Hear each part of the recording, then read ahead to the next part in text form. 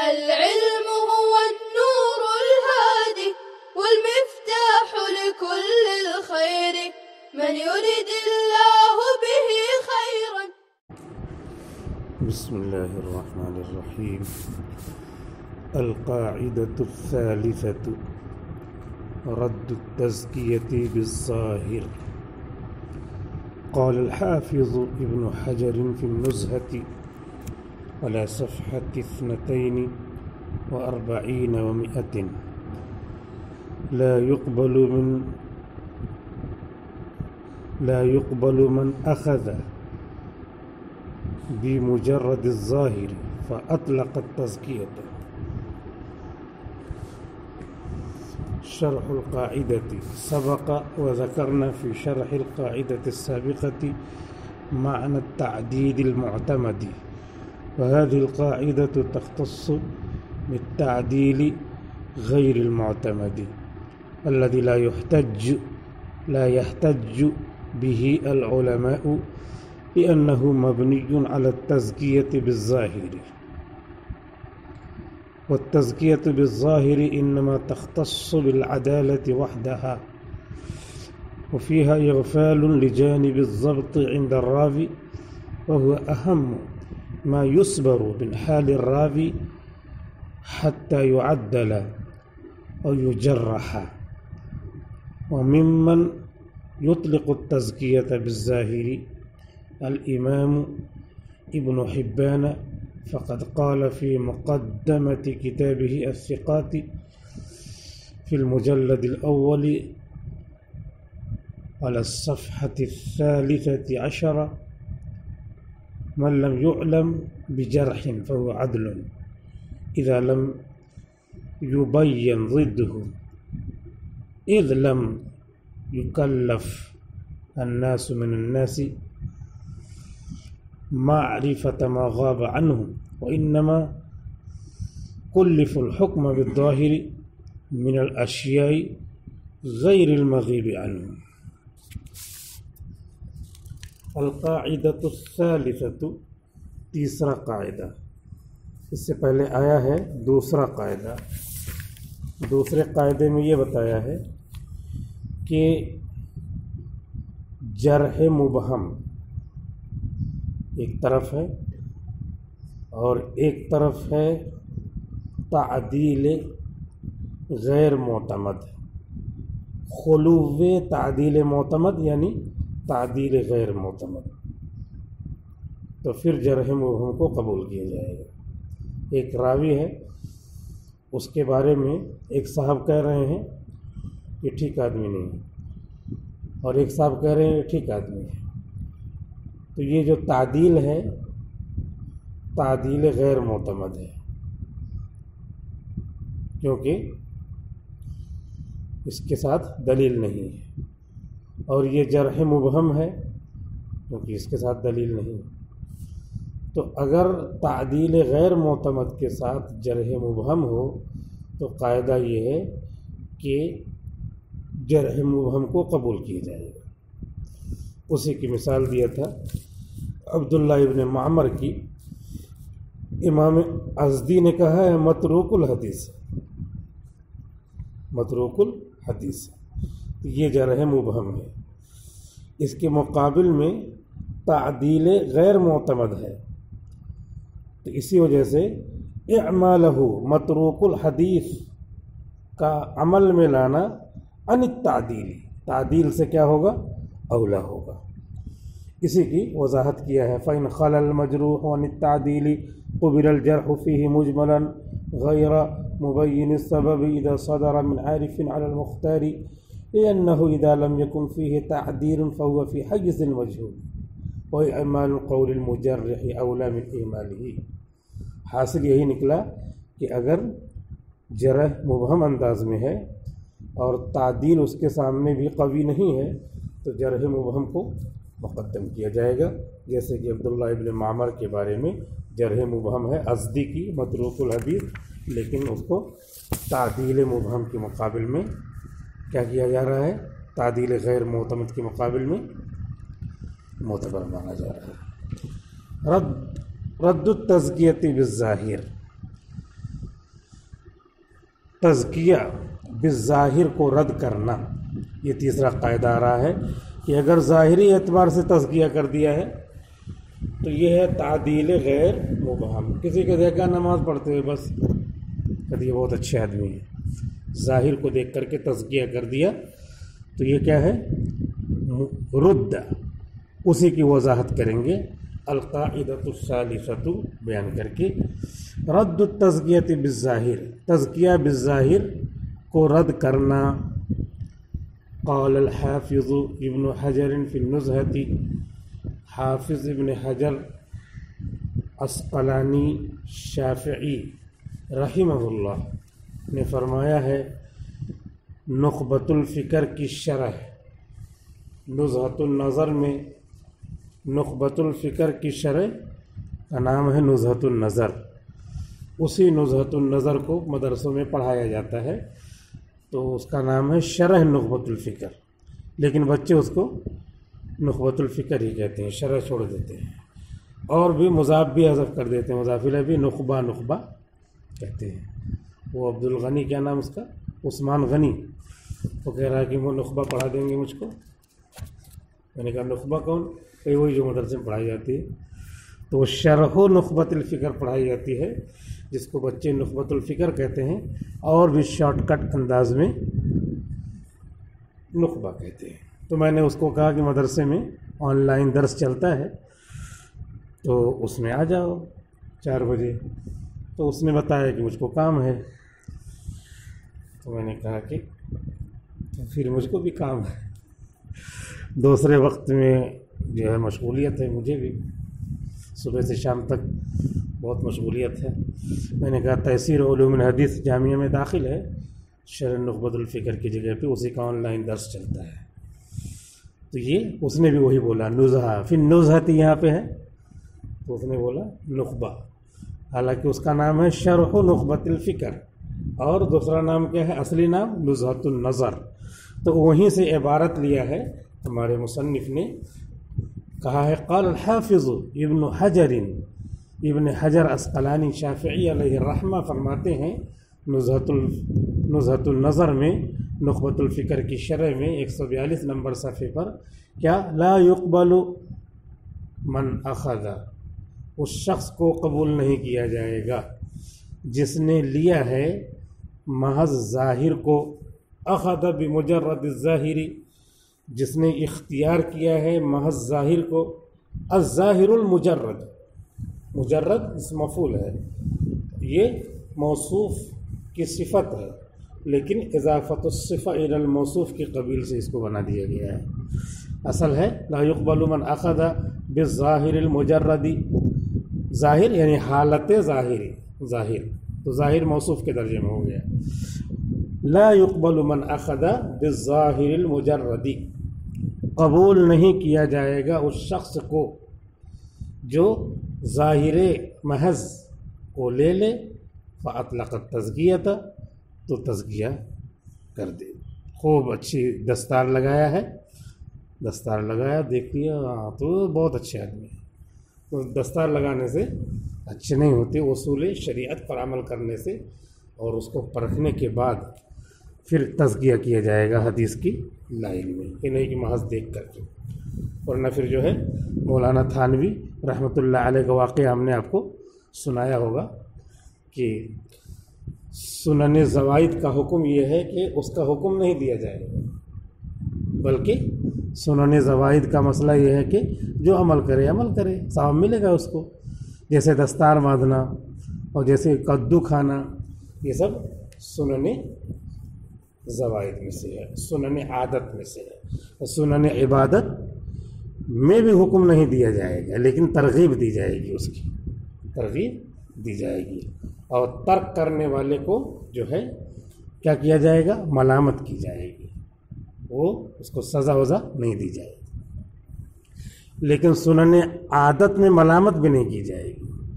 تو ایک بزرگ جو ہے حج کرنے گئے تھے حضرت تھانوی، تو ایک بزرگ سے ملاقات کر کے جو ہے واپس آ رہے تھے تو انہوں نے کہا اے نوجوان دستار کیوں نہیں باندھتا؟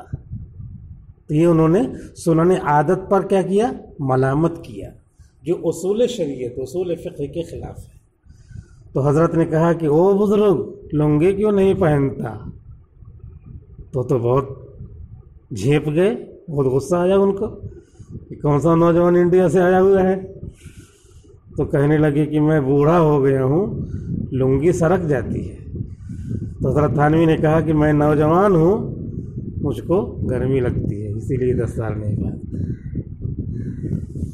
تو ایسے اوپر دیکھنے سے تو بظاہر عجیب اعتراض لگتا ہے. اور میں نے بھی پہلی مرتبہ جب سنا تو مجھ کو بھی اعتراض ہوا، لیکن میں نے یہ ملفوظ پڑھا جب تو نیچے حضرت نے لکھا ہے کہ عام طور پر میری عادت اس طرح بزرگوں سے گفتگو کرنے کی نہیں ہوتی، لیکن اصول شریعت کے خلاف انہوں نے کیا تھا، اس لیے میں نے ایسے گفتگو کیا.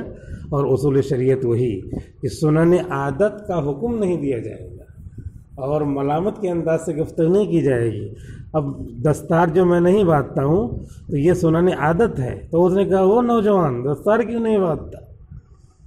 تو یہ انہوں نے ملامت کیا گویا کہ سنن عادت کے ترک پر، جو اصل ترک نہیں ہے وہ تو بس نہیں باندھنا چاہے کوئی بات ہے، اس کو ثواب ملے گا سنت کا.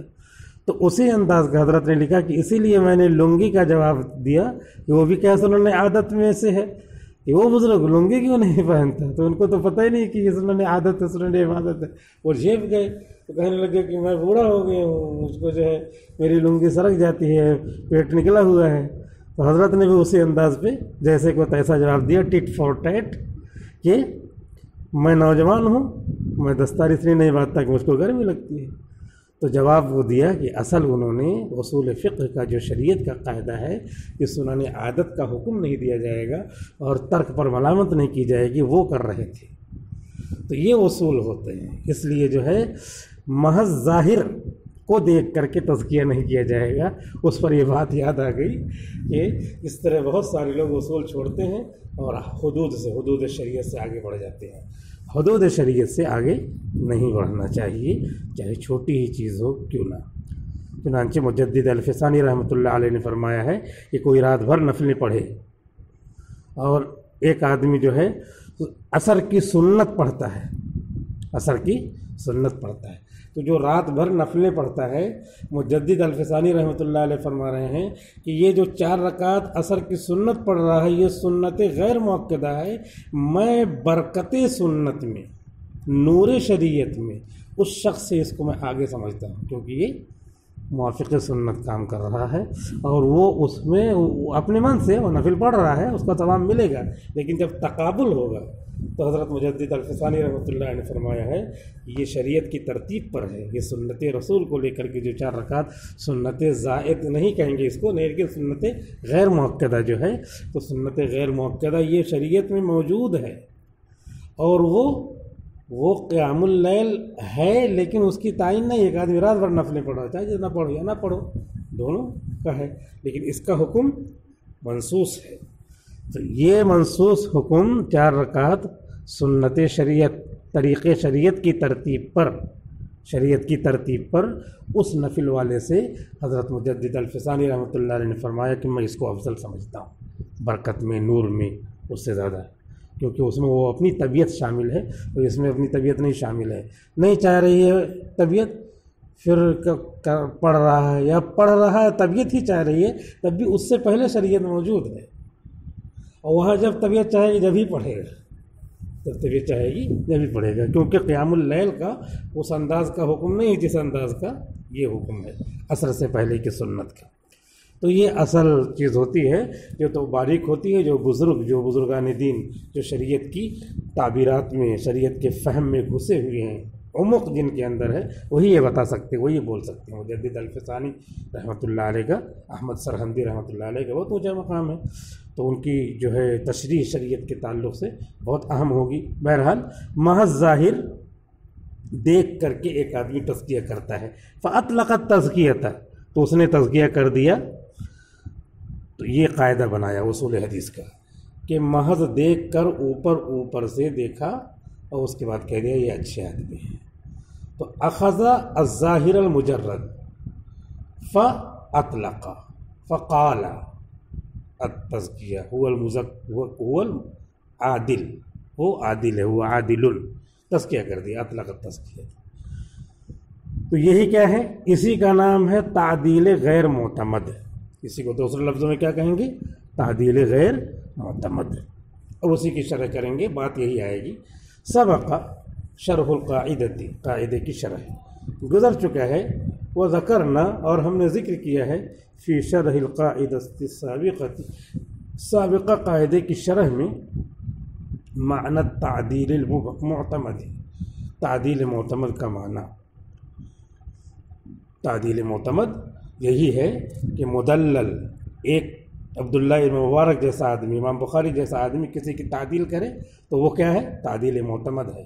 کیونکہ ایسے لوگ ٹھوک بجا کے تعدیل کرتے ہیں، وہاں ظاہر دیکھ کر کے تعدیل نہیں کرتے.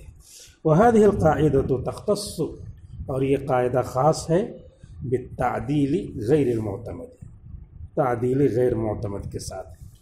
الذي لا يحتج به العلماء، جس کو علماء دلیل نہیں مانتے، دلیل کے طور پہ نہیں استعمال کرتے. لأنه مبنی علی التزکیۃ بالظاہر، اس لیے کہ یہ منحصر ہے تزکیہ بالظاہر پر.